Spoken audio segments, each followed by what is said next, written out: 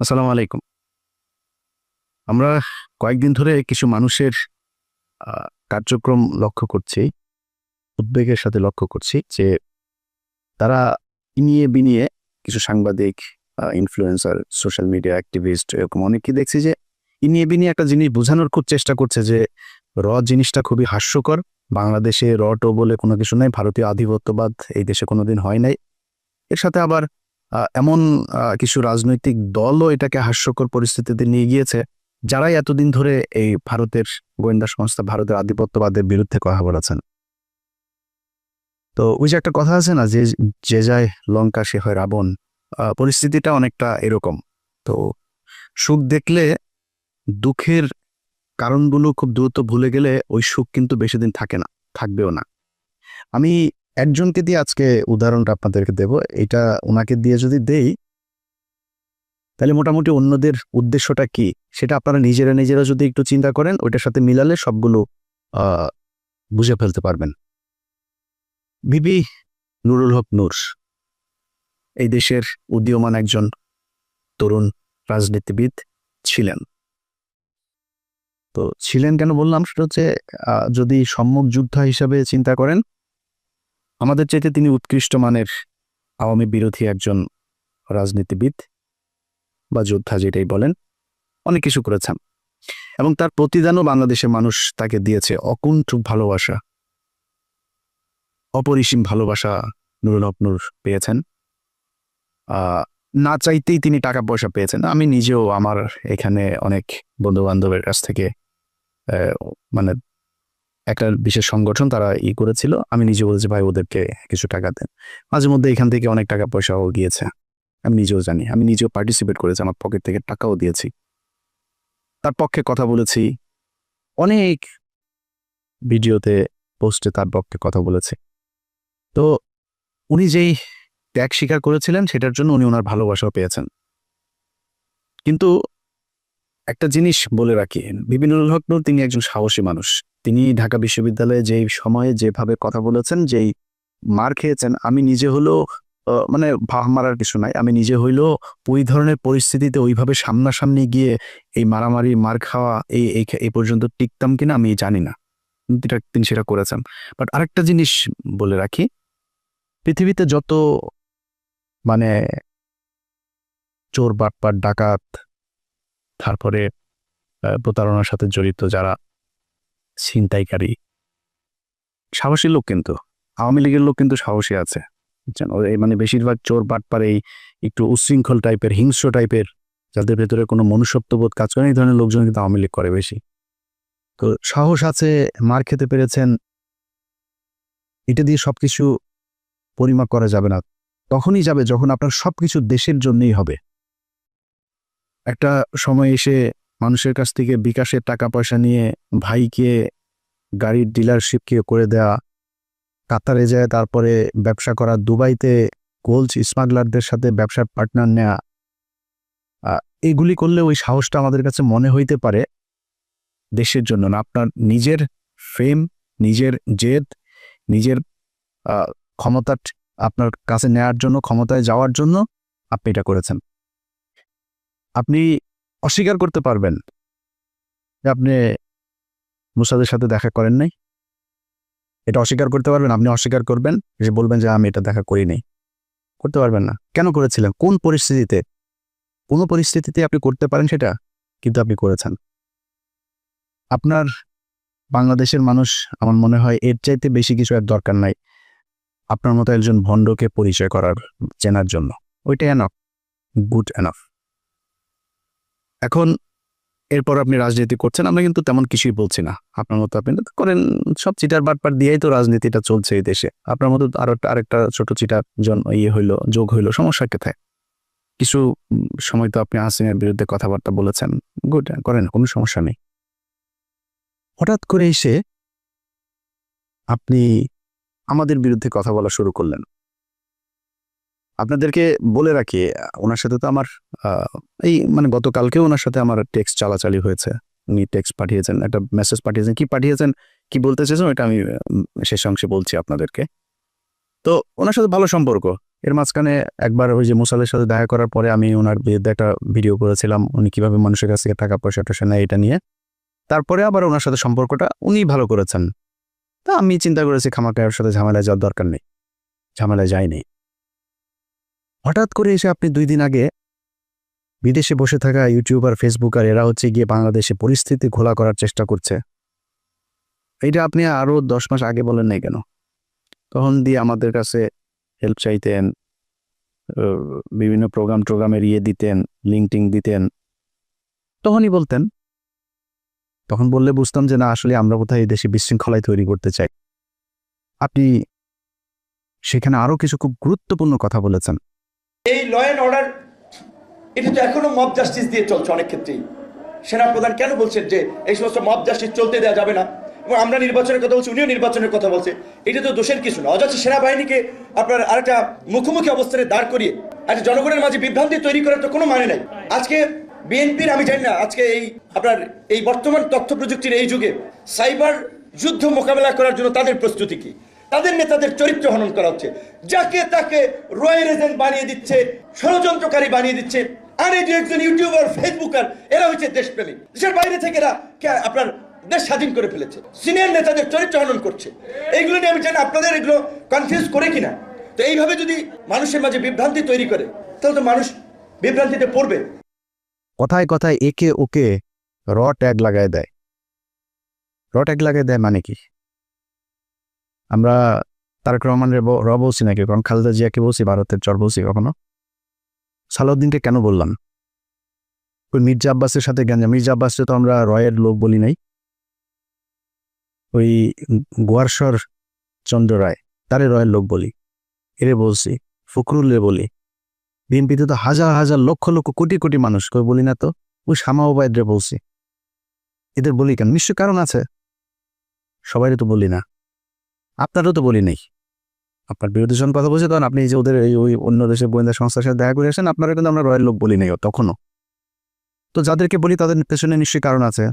সালাউদ্দিন সাহেব শিলংয়ে গেলেন, শিলংয়ে যায়, তারপরে সেখানে সাদা লুঙ্গি সাদা পাঞ্জাবি পরে বিশাল বাংলোর মধ্যে ঠ্যাঙের উপর ঠ্যাং তুলে দেয়া, তারপরে তিনি বসেই করেন, লোকজনের সাথে দেখা করেন, সাক্ষাৎ করেন, ছবি তোলেন, পোলাও কোরমা খায়, আবার পছন্দ মতো নারীও সাপ্লাই পায়, সবই পেয়েছে। তো কিছুই হয়নি।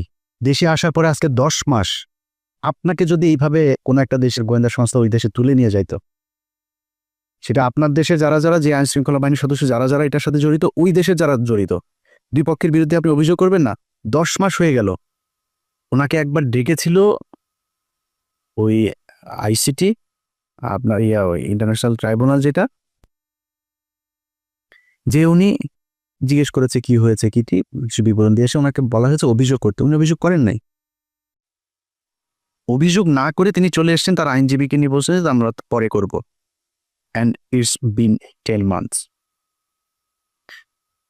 এই 10 মাসের মধ্যে আমি সময় পান আপনার 10 বছর যারা জীবন থেকে ধ্বংস করে দিল, আপনি তাদের জন্য 10 মাসে এসে আপনার অভিযোগ নেই, কোনো আপনার তাদের ব্যাপারে ক্ষোভ নাই, আপনি সেটা গায়েব করে দিলেন। এখন আমি যখন এটা নিয়ে আলোচনায় আনলাম, আপনার ওনার আইনজীবী একটা পোস্ট করেছেন। এই ব্যক্তি বলেছেন যে উনি সময় পান না, এটা সালাউদ্দিন সাহেবের দোষ না। ওনাকে বলেছেন সালাউদ্দিন সাহেব আগে, উনি সময় পান না, এই জন্য করা হয়নি, এটা মানুষ খাবে। তো বিপি নুরুল হক নূর, উনি খুব কষ্ট লাগলো ওনার। ওইটা শোনার পরে কিন্তু আমার মনে হইল যে সামথিং ইজ রং দেয়ার। আমার এই গত কয়েকদিনে আমি কয়েকজন মানুষের যেই মানে তাদের যেই কি বলবো যে কার্যক্রম, তৎপরতা, এগুলো দেখে আমি কনফার্ম হয়েছি টাকা এক জায়গা থেকে বিশাল বড় অঙ্কের পেয়েছেন। আমি দীপিনুরকে আগের বার যেভাবে ধুয়েছিলাম না, বিপিনুর আমার সাথে কথা বলার প্রশ্নই আসে না, সে এরকম ছেলেই না, যথেষ্ট ঘাটতার আসে। এসছে কেন? কৌশল। আমার সাথে সে ঝামেলা যাইতে চান। আমার সাথে ঝামেলা গেলে তার রাজনৈতিক ক্যারিয়ারের সমস্যা হবে, সে নিজে গোলাম ময়লা রনির মতো হারাই যাবে, এই জন্য সে আমার সাথে আসতে চায় না। তো আসলো, এসে তারপর আমারে নিয়ে যা মনে চায়, আমাদের সবাই, আমি কনক সরোয়ার, পিনাকি ভট্টাচার্য, আমাদেরকে যা মনে চায় তাই বলল। এখন সে এই ঝুঁকিটা কেন নিল? এইটার পেছনে এমন একটা অ্যামাউন্টের টাকা সে পেয়েছে যেটা তাকে বাধ্য করেছে এই কথাগুলো বলতে। ইলিয়াস আমার বিরুদ্ধে বললো, পিনাকি আমার বিরুদ্ধে বলবে, কনক সরোয়ার বলবে, সমস্যা হবে না। যেটা পেয়েছে এইটা বিশাল অঙ্কের, অনেক বড় অঙ্কের একটা অ্যামাউন্ট পেয়েছে। আরেকটা ছিল ওই যে তারেক, এও হঠাৎ করে এসে বলল এরা তো ভাই কিছুই করতে পারেনি, সর্বোচ্চ কি পাবে, ধরেন বিএনপির সাথে যদি মিলে বিএনপি বলবো ওকে বাপ তোমার আমি পটুয়াখালীতে একটা আসন দিলাম, ওইটারে বলবে ভাই তোমারে আমি করি, তোমার এমপির সাথে মিলামিশা কিছু কাজ টাজ দিব না, টেন্ডার দিব না। তারকে তো দিবে না, কেউ কোনো দলের সাথে যদি যা লাগে যে আমরা তোমাদের সাথে থাকবো, ওর একক একটা পাবে না। নূর হয়তো একটা পাইতে পারে, ওরা ওইটাও দিবে না। তো ও আমার পিছনে লাগলো, আমাদের নিয়ে কথা বললো, অথচ এরা সবাই কিন্তু আমাদের সাথে খুব ভালো সম্পর্ক বজায় রাখে। মানে আমি এটা বলছি না যে আমি বিশাল আকারে কোনো কিছু, এটা না, মানে ও ভয়ে হোক আর ভালোবেসে হোক আর মানে পরিস্থিতির কারণেই হোক আমার সাথে ভালো একটা সম্পর্ক, এবং এটা খুব স্বাভাবিক ব্যাপার, এটাই রাখা উচিত, তারা রাখেও। আমি দেশের বিরুদ্ধে যাইনি তো। হঠাৎ করে এসা একসাথে আপনি লেগে গেলেন। সো আমরা তো জানি টাকা পয়সা কোত্থেকে আসে, কোত্থেকে টাকা পয়সা দিচ্ছে। আমরা তো বিক্রি হয়নি কারো কাছে, আপনারা বিক্রি হয়ে গেলেন। কয়টা টাকার জন্য আপনার পুরো ক্যারিয়ার ধ্বংস করে দিলেন। এই বাটপার এর আগে একটা কাজ করেছিল, আমরা চলেন আমরা ওই একটা বক্তব্য শুনে আসি তার। শেখ হাসিনা যখন তাকে ডেকেছিল গণভবনে হওয়ার পরে, তখন কিন্তু এই সে কিছু কথা বলেছিল সেখানে।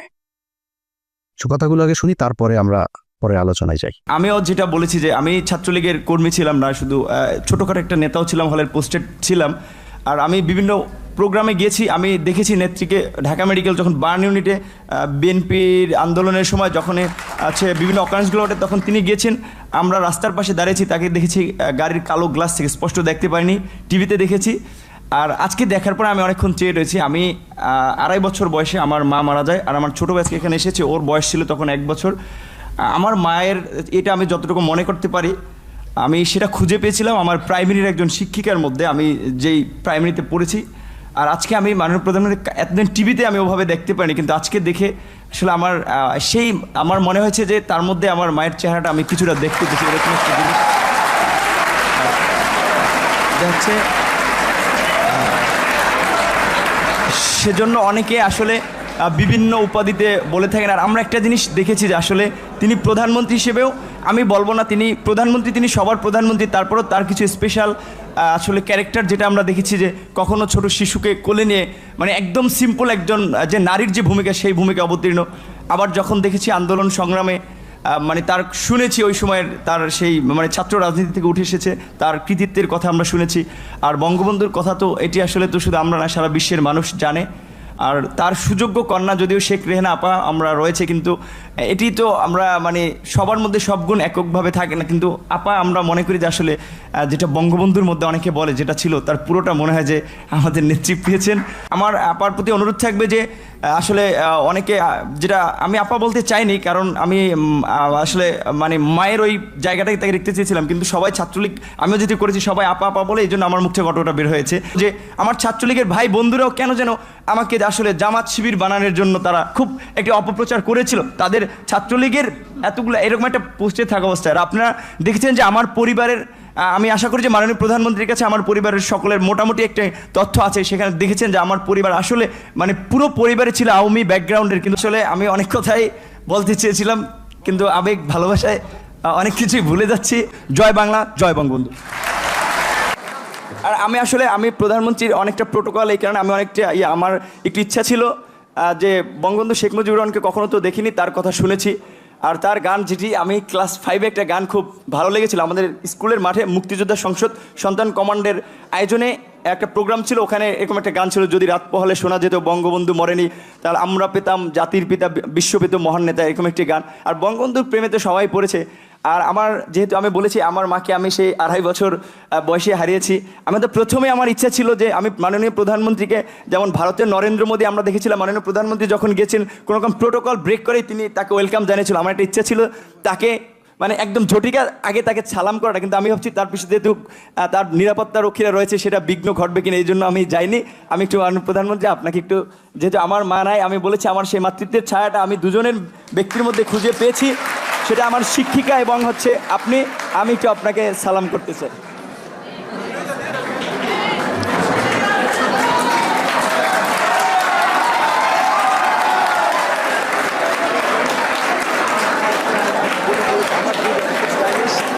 আচ্ছা, এই যে বক্তব্যটা সে দিয়েছে, এই বক্তব্যটা আপনারা শুনেন। এই বক্তব্যটার কনক ভাই তার ইউটিউবে 2 দিন আগে আরেকবার দিয়েছে। ওইটার লিঙ্ক আবার আমি আমার ফেসবুকে শেয়ার দিয়েছিলাম। তো শেয়ার দেওয়ার সেটা আবার তার চোখে পড়েছে। পড়ার পরে সে সকাল থেকে কিন্তু আমি ভিডিও যখন রেকর্ড করছি, এটা হয়তো আপনারা কালকে দেখবেন, সে সকাল থেকে কনক ভাইকে অনেকবার ফোন দিয়েছে। আমি কনক ভাইয়ের সাথেই ছিলাম, অনেকবার ফোন দিয়েছে সে। ও আমরা অন্য আলাপে ছিলাম, ফোন টোন ধরা হয়নি কার। একটু পরে সে তার ফেসবুকে পোস্ট করেছে, এসব ইউটিউবাররা তার পিছনে আগেও লেগেছিল, সে পাত্তা দেয় নাই, এটা পোস্ট করেছে সে তার ফেসবুকে। তো সে আমাকে একটা লিঙ্ক পাঠিয়েছে, এর কিছুক্ষণ আগে আবার একটা লিঙ্ক পাঠিয়েছিল আমাকে, সে ব্যাখ্যা দিয়েছে।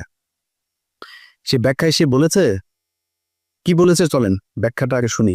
ওই যে শেখ হাসিনার ওইখানে গণভবনে গিয়ে যে বক্তব্য দিয়েছিল, সেটার ব্যাখ্যাতে তার জবাবটাতে আপনারা সন্তুষ্ট হন কিনা চলেন শোনা যাক। আমার কাছে ফোন আসলো তৎকালীন প্রধানমন্ত্রীর কার্যালয়ের থেকে, যে ডাকসুর সমস্ত প্যানেলকে তিনি চায়ের আমন্ত্রণ জানিয়েছে। যাওয়ার সিদ্ধান্ত নেওয়ার আগেই তখন আমার বাবাকে এই পটুয়াখালী থেকে ঢাকায় নিয়ে আসা হয়, এবং নিয়ে এসে তাকেও কিছুটা আসলে যে আতঙ্কিত করা হয়, আপনার ছেলে যদি না যায় আপনার ছেলেকে মেরে ফেলতে পারে। যে দেখেন, খালেদা জিয়ার মতো একজন বিশাল মাপের নেত্রী, তাকে জেলে নিয়েছে, বিএনপির নেতাকর্মীরা কি আন্দোলন করে তাকে বের করতে পেরেছে? সে যদি না যায়, এটার জন্য তার পরিণতি কিন্তু চরম আসলে খারাপ হতে পারে। তো এখন আমার মা নেই, তো আমার বাবা আসলে এক প্রকারে আমার বলা চলে যে খুব ক্ষমা চাওয়ার মতো, যে বাবা আমি তো তোদেরকে মানুষ করেছি, আমি তোদের কাছে কিছু চাই নাই, বলি নাই, তোরা বিশ্ববিদ্যালয়ে পড়স, আমি তোর একটা অনুরোধ করি যে যেহেতু প্রধানমন্ত্রীর পক্ষ থেকে দাওয়াত করা হয়েছে, গণভবনে যাও। উনি স্বাভাবিকভাবেই যে একজন মায়ের জাতি, তো ওনাকে তুমি সেভাবেই সম্মান করবা। আমার বাবাই আমাদেরকে তখন মায়ের আদর বাবার আদর দুটো দিয়ে বড় করেছে। তখন আসলে আমি খুব একটা দায়বদ্ধতার মধ্যে পড়ে যাই, যে আমার বাবার কথা বা বাবার একটা আকুতি, বা আমি নিজে যে ক্যারেক্টারের বলা চলে, সেটা আমার বাবার অনুরোধের কারণে। এবার আপনারা বলেন, তার এই যেটা সে বলেছে, এটাতে আপনারা সন্তুষ্ট কিনা আপনারা নিজের কাছে জিজ্ঞেস করেন। দেখেন, তাকে নাকি তার বাবাকে চাপ দিয়ে তারপরে তাকে সেখানে যেতে বাধ্য করেছে। বাবাকে আপনার কি মনে হয় ভিপি নূর যা যা করেছে সেটা যদি সাজানো নাটক না হয়, আমার তো মনে হয় প্রতিটা ঘটনাতেই তার বাবা মাকে চাপ দিয়েছে। আরে ভাই, আমার বোনের হাজব্যান্ডকে চাকরি থেকে বের করে দিয়েছে, আমার ভাইদেরকে একবার ওই জেলায় একবার ওই জেলায়, আমার ভাইরে কনস্টেবল আমার বাসার নিচে যায় আর দোতলা থেকে ডাক দেয়, এই নিচে নেমে আয়, আমার ভাইরে। আমি ওইটার নাম টাম কোনো কিছু জানি না, ওই কনস্টেবল আর সাব ইন্সপেক্টর ওরা আমি খুঁজতেছি যে কারা কারা গিয়েছিল ওই দিন। আমার ভাইরে ওরা টুকারি করে কথা বলে তারপরে নিচে নামতে বলছিল। আমি তো জানি যে প্রশাসন কি করে। আপনার আব্বারে ওই দিন প্রেশার দিল, আপনার হাতে পায়ে ধরলো আয়সা, আর আপনি তার পক্ষে। আপনার বলছিল যে বক্তব্যের শেষে জয় বাংলা বলবেন, জয় বাংলা বললেন কেন? না, আপনার এখানে অ্যাটেন্ড করতে বলেছে, আপনি ই করতেন।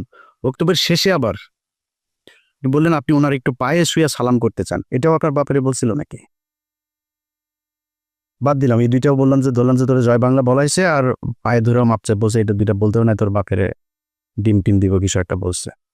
মানে আমি ওনার বাবার ডিসরেসপেক্ট করছি না, মানে ওনার কথা অনুযায়ী ওনার বাবাকে নিশ্চয়ই মারধর করবেন, সরি ওইভাবে বলার জন্য। তো ধরলাম এটা আপনার বাবাকে মানে রিমান্ডে নিবে, মারধর করবে এরকম বলেছে। আপনার বলছিল যে আপনার মায়ের মতো শেখ হাসিনা, দুইজন মানুষ, আপনি বড় হয়ে দেখেছেন আপনার মায়ের মতো শেখ হাসিনা, এরে পিপি নূর। শেখ হাসিনা কারোর মায়ের মতো হইতে পারে না, এই পুরো দুনিয়ার মধ্যে ওই ওয়ান পিস। শেখ হাসিনার এই পিস আর সারা পৃথিবীতে জীবনে কোনোদিন জন্ম হয় না এই ফেরাউনের মতো, এটাই এক পিস, এটাই এখন এই পিস সারা দুনিয়ায় নাই, সামনে আর আসবেও না। তোর মার মতো দেখতে কেমনে হলো, তুই কেমনে বুঝলি যে তোর? আবার বলে যে সে ছোটবেলায় মারা গিয়েছে, ছোটবেলায় মারা যায়, তোর মার এই বয়সে, ওর বয়স তো এখন 74 বছর বয়স, তুই এখন এসে কেমনে বুঝলি যে তোর মায়ের মতো? বললো এই যে নাটকগুলি, তো এগুলি তো আমরা বুঝি যে আপনি আগেও সেল হয়েছিলেন। সেদিন ওইখানকার এসএসএফ এর একজনের কাছে শোনা আপনি ব্যাগ নাকি নিয়েই বের হয়েছিলেন। সত্য মিথ্যা এটা আপনি বলতে পারবেন, কি হয়েছিল, কেন এত কিছু করেছিলেন। আমরা যেটা বলতে চাই, অ্যালার্মিং যেটা, আপনি কি করেছেন না করেন সেটা একান্ত ভাই আপনার ব্যাপার, যেটা অ্যালার্মিং, এই ধরনের ছোট ছোট রাজনীতিবিদরাও যদি নাকি বিদেশি গোয়েন্দা সংস্থার টাকা নিয়ে সেই গোয়েন্দা সংস্থার পক্ষে কাজ করার জন্য এইভাবে উঠে পড়ে তারপরে লাগে, এটাই দেশের অস্তিত্বের জন্য চরম হুমকি। এই দেশের সেই ৭১ থেকে শুরু করে এই পর্যন্ত এই গোয়েন্দা সংস্থা ভারতীয় এরা আছে, ছিল, এরা থাকবেও, এদের কার্যক্রম এরা চালাই যাবে। এই যে 2 দিন ধরে আপনার জামায়াত নেতা এটিএম আজহার, তিনার মুক্তির পরে দেখবেন ওই যে 3-4 জন লোকজন নিয়ে তারপরে বাম এসে, সংস্কৃতি কর্মী এসে, শিবিরের ভাইদের বলবো পাঁচড়াটা উদাম কইরা লাল বানায় দেবেন। যেটা নামে আসবে এই বিচার পৃথিবীর ইতিহাসের সবচাইতে নিকৃষ্টতম। এই ধরনের কোনো ঘটনা ছাড়া ঘটনা বানায় এইভাবে জলজ্জান্ত মানুষকে একটা গণতান্ত্রিক দেশে কোনো সরকার এইভাবে এই সভ্য সমাজে ফাঁসি দিতে পারে, এই নিকট অতীতে এই পর্যন্ত এই পৃথিবীতে এই ঘটনা ঘটে নাই, যেটা শেখ হাসিনা ঘটিয়ে গেছে। শুধুমাত্র রাজনৈতিক প্রতিদ্বন্দ্বিতার কারণে তাদেরকে হত্যা করা হয়েছে। আমি মনে করি এই জামায়াতের যে নেতাদেরকে হত্যা করা হয়েছে তাদের পরিবারের কাছে রাষ্ট্রীয়ভাবে ক্ষমা চাইতে হবে। এই বিচার কার্যের সাথে যারা ছিল তাদের সবার বিচার করতে হবে এবং ওই পরিবারকে যথাযথ ক্ষতিপূরণ দিতে হবে। এর বিরুদ্ধে যারা যারা কথা বলছে এখন, যারা এই মাঠ গরম করার চেষ্টা করছে, সব কয়টা রয়ের টাকা খায় তারপরে করছে। তারা টাকা দেয়। এই যে সচিবালয় দেখেন, ভাই পাঁচার মধ্যে লাত্তিতে বার করে দেন সচিবালয়। চাকরি নেওয়ার জন্য পোলাপান বসে আছে, সচিব নাই তাও বানাইতে আপনার সময় লাগবে। আরে ভাই এই যেগুলি এখন আন্দোলন করছে আর এই আন্দোলন করছে তাদেরকেও যে আমি খুব বেশি দোষ দিব তা না। হঠাৎ করে এসে এই অধ্যাদেশ দেওয়ার কারণটা কি, এটা কেন দিলে, এটার পেছনে আমার মনে হয় দেখা উচিত। তো এই মাঠ যারা গরম করার চেষ্টা করে এখন কোনো কারণ ছাড়া, এদের ব্যাপারে আমি মনে করি এনসিপি, জামাত ইসলাম, ছাত্রদল সবারই মাঠে থাকা উচিত, খুব তীক্ষ্ণ নজর রাখা উচিত। যে বিষয়টা নিয়ে কথা বলেছি সেটা দিয়ে শেষ করি। ভাই, আপনাদের টাকা পয়সার দরকার আছে আমি জানি। ভিপি নূর, আপনি অনেক সম্মান পেয়েছেন এই দেশে। আমার মনে হয় ওইটা নিয়ে সন্তুষ্ট থাকলে অনেক বেশি ভালো হইতো। অনেক টাকার মালিক হইতে পারেন নাই, অনেক টাকার মালিক হওয়ার দরকারও নাই। আপনার এক সময় টাকা পয়সা ছিল না, আপনার টাকা পয়সা দিয়ে এই দেশের মানুষ চালায় নাই, তখন কিন্তু এই দেশের মানুষ আপনার বিকাশ নূর বলে নাই। বিকাশ নূর এখন কেন বলে? এটা বলার একমাত্র কারণ হচ্ছে আপনি বিকাশে মানুষের কাছ থেকে টাকা নিয়ে দেশের বিরুদ্ধে কাজ করেছেন। দেশের পক্ষে কথা বলতেন। ভাই আমি খুব গর্ববোধ করব, আমার শেষ বয়সে যদি নাকি ধরেন আল্লাহ মাফ করুক এমন কোনো সমস্যা হয়, আমার মানুষ সাহায্য তুইলা তারপরে আমার সেই সমস্যার সমাধান করতে হয়, আমার চাই একটু কষ্ট থাকবে না। আমি এইখানে বিশাল রাজকীয় জীবনযাপন করি না। এই যে কথা বলছি না, এই ছোট্ট একটা ঘরের মধ্যে ওই যে পেছনে দরজা, খুব সমস্যা হয় মাঝে মধ্যে, ওই রুম থেকে বের হইতে পারেন আমি ভিডিও তৈরি করার সময়, একদম আক্ষেপ নাই। ছোট বাসায় আছি, আলিশান জীবনযাপন করি না, সমস্যা নেই। তো ধরেন এই চেয়ে একটু ভালো বাসায় থাকতে পারতাম। আল্লাহর রহমতে যা খাইতে চাই খাইতে পারি, আল্লাহ সেই সুযোগ দিয়েছে। ভাই একটা পানি গেলার শক্তি নেই, বহুত হাসপাতালে যেয়ে খোঁজ নেন, বহু মানুষ পানিটা গিলতে পারে না, স্যালাইন দিয়ে তারপরে পেটের ভেতরে খাবার দেয়। আচ্ছা না, আল্লাহ খাওয়ায় তাই আপনি খাইতে পারেন। বিলিয়ন বিলিয়ন ডলারের মালিক, ডাক্তার বলে দিয়েছে খাইতে পারবা না, এই খাইতে পারবা না, পারে না। সব দিনে 2 বেলা খাইতে হবে, এতটুকু সবজি খাবা, এতটুকু রুটি খাবা, খাওয়া শেষ, আর কিছু খাইতে পারবা না। কয় টাকা লাগবে আপনার খাবার খাইতে? যা চাই তাই খাইতে পারি আল্লাহর রহমতে, আলহামদুলিল্লাহ। আর কি লাগবে? হয়তো সর্বোচ্চ ধরেন একটা বাড়ি দরকার, একটা গাড়ির প্রতি আমার একটা ফ্যাসিনেশন আছে, সর্বোচ্চ চেষ্টা করব যদি জীবনে সুযোগ পাই এটা গাড়ি কিনবো ভালো দেখা। আর কি লাগবে? সচ্ছল চলাফেরা খাইতে পারলে হলো। আল্লাহ যেন মানে এমন কোনো পরিস্থিতি তৈরি না করেন নিজের দৈনন্দিন প্রয়োজন মেটানোর মতো টাকার জন্য যেন কারো কাছে যাইতে না হয়। শুধু এই পরিস্থিতিটা না আসলেই হবে। আপনারা চাইলে এটা করতে পারতেন। অনুরোধ, যেই সাপ নিয়ে আপনারা খেলছেন মাঝে মধ্যে খুব হাস্যকর মনে হয়, আপনাদের ওইখানের কিছু কলার টলার নিয়ে আপনাদের কাছে এটা হাসির খোরাক মনে হয়, মানে নিয়া এটা নিয়া দেশের বিরুদ্ধে যায় না, কিছু টাকা পয়সার জন্য না এইভাবে দেশের সাথে বিটে করেন। এই গত 15 বছর এই দেশ রয়ের কারণে এইভাবে পরাধীন হয়েছিল, আমরা এটা ভুলে যাইনি। মুক্তিযোদ্ধা মারাইতে আসছেন, দেশের প্রতি প্রেম মারাইতে আসছেন, এখন দেশপ্রেম মারান, 71-এর রাজাকার টিয়ে দিয়া তারপরে এটিএম আজহারের বিরুদ্ধে ক্যাম্পেইন করেন। এত দেশপ্রেম কই ছিল আপনার? তোর বাপ যে বলছিল না যে এটা নাকি ভারত পাকিস্তান যুদ্ধ 71-এ, তোর বাপেদের বিরুদ্ধে মিছিল করছিলি বাংলাদেশে, এই মুখগুলি খুঁজে বার করেন, একটাও করে নাই। এখন মাঠ গরম করতে চায়, আওয়ামী লীগের নামে তো আসতে পারে না, এই মুক্তিযোদ্ধা বালছাল এগুলির নাম দিয়া মাঠে এসা কি পাবেন না, এ জানি দিয়া একদম পাশার চামড়া ওই গোপালগঞ্জাদের মতো লাল করে ফেলবে। আল্লাহ হাফেজ।